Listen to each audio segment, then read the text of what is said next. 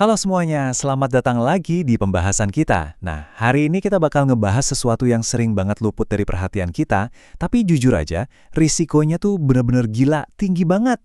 Coba deh kalian bayangin, gimana kalau ada krisis transportasi dadakan? Kayak pesawat tiba-tiba mesinnya mati di udara, atau kapal laut bocor dan harus nyandar darurat saat itu juga. Di balik kepanikan evakuasi nyawa, kalian tahu nggak sih kalau ada protokol hukum super ketat yang otomatis langsung aktif? Gini, kita bakal kupas tuntas prosedur krusial ini yang secara resmi disebut prosedur tindakan karantina dalam keadaan darurat. Yuk kita mulai. Oke, mari kita masuk lebih dalam. Pertanyaan terbesarnya gini, apa sih yang sebenarnya terjadi sama kargo-kargo biologis waktu pesawat atau kapal ini terpaksa mendarat darurat? Disinilah aturan karantina ini maju sebagai perisai tak terlihat kita. Kita nggak cuma ngomongin soal nyelamatin penumpang ya, tapi ini soal mencegah bencana biosecurity nasional. Bayangin, waktu alat angkut melenceng jauh dari rute aslinya, potensi lepasnya penyakit, virus, atau hama berbahaya ke lingkungan baru itu jadi ancaman yang, wow, mematikan banget. Tapi sebelum kita bahas buku panduan krisisnya, kita harus paham dulu nih, apa sih yang dilindungi sama hukum? Ada 3 singkatan penting banget soal kargo biologis ini. Pertama, HPHK, alias hama dan penyakit hewan karantina. Terus yang kedua ada HPIK, ini buat ikan. Dan yang ketiga, OPTK, yang fokus ke organisme pengganggu tumbuhan. 3 kelompok inilah bintang utama kita. Ingat ya, mereka ini bukan sekedar barang bagasi biasa. Secara hukum, mereka ini diklasifikasikan sebagai pembawa yang bisa banget memicu wabah penyakit dan menghancurkan ekosistem sampai ekonomi negara kalau nggak dikendalikan. Biar gampang bayangin gimana hukum kita ngatur kekacauan ini, kita bakal ngelewatin 5 fase utama. Mulai dari pelaporan dan penyerahan segera, terus larangan pembongkaran, lanjut ke tindakan karantina di lokasi darurat, terus tindak lanjut hasil pemeriksaan, dan terakhir, skenario paling mentok, kondisi alat angkut tidak dapat melanjutkan perjalanan.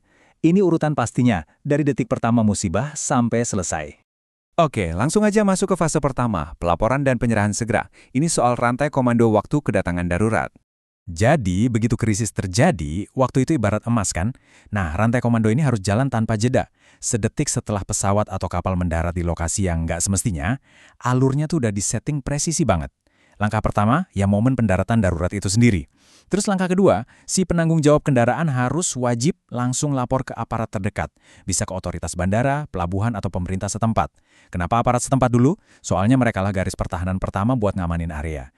Nah, baru di langkah ketiga, aparat ini bakal koordinasi buat nyerahin kendali kargo ini sepenuhnya ke pejabat karantina resmi pas mereka nyampe di lokasi. Kita lanjut ke bagian kedua, larangan pembongkaran. Ini adalah aturan super ketat buat jaga kargonya tetap terkendali. Nah, poin paling krusial di sini adalah, begitu area udah aman, ada satu aturan mutlak. Kargo nggak boleh dibongkar. Nggak ada satu barang pun yang boleh dipindah-pindah seenaknya. Coba kita bandingin 2 sisi ini. Di satu sisi, ada larangan ketat. Kargo biologi ini benar-benar nggak boleh diturunin atau dibawa keluar tanpa izin resmi orang karantina. Tapi, yang namanya darurat kan kacang banget ya. Makanya hukum juga ngasih pengecualian yang memaksa. Ini cuma dibolehin kalau misal kapalnya rusak parah, kargonya mulai membusuk atau mati, atau kalau dibiarin malah ngancam nyawa penumpang. Benar-benar garis tipis banget antara ngejaga biosecurity dan nyelamatin nyawa. Sekarang masuk ke fase 3, tindakan karantina di lokasi darurat. Gimana sih cara nanganin beda-beda ancaman biologis di lapangan? Dan ini tuh ngasih gambaran brilian banget gimana hukum kita kerja. Pas situasi udara ada mendingan, petugas mulai nilai ancamannya. Buat kargo hewan atau HPHK, kesehatan mereka itu wajib banget diperiksa. Nggak peduli hewannya dikeluarin atau tetap di dalam kapal. Kenapa? Karena penyakit hewan itu dianggap jauh lebih agresif. Tapi buat ikan atau tumbuhan, mereka ini cuma diperiksa kalau emang terpaksa diturunin dari kendaraan. Kalau tetap di dalam, aman, nggak diapa-apain. Dan pastinya, kelayakan kendaraannya sendiri selalu wajib diinspeksi. Lanjut ke fase 4, tindak lanjut hasil pemeriksaan. Apa sih konsekuensi setelah diperiksa? Habis petugas ambil sampel, keputusan besar harus cepat banget diambil. Proses ini ibarat bom waktu yang terus detak loh.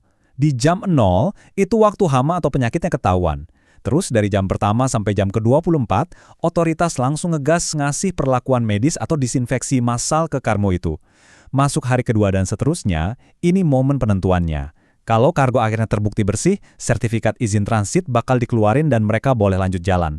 Tapi kalau ternyata penyakitnya nggak bisa disembuhin, kargo itu bakal langsung dimusnahin saat itu juga. Nggak ada tawar-menawar. Dan yang bikin kaget, aturan ini nggak cuma buat kargonya loh, barang atau alat apa aja yang ketahuan pernah nyentuh kargo berpenyakit tadi, itu juga wajib dimusnahin. Kalau peralatannya mahal banget dan masih bisa diselamatin, harus lewat disinfeksi tingkat dewa. Terus manusia gimana? Sama aja, penumpang atau kru kapal yang tanpa sengaja kontak fisik sama kargo itu, wajib banget masuk proses disinfeksi. Benar-benar disapu bersih deh. Pokoknya siklus penularannya dari barang mati sampai orang diputus total. Sekarang kita bahas skenario terburuk. Fase 5. Kondisi alat angkut tidak dapat melanjutkan perjalanan. Gimana kalau ceritanya kendaraan itu rusak total, mesin mati, dan benar-benar nggak bisa gerak lagi? Nah, pas ini terjadi dan nggak ada kendaraan pengganti, status kargonya langsung berubah.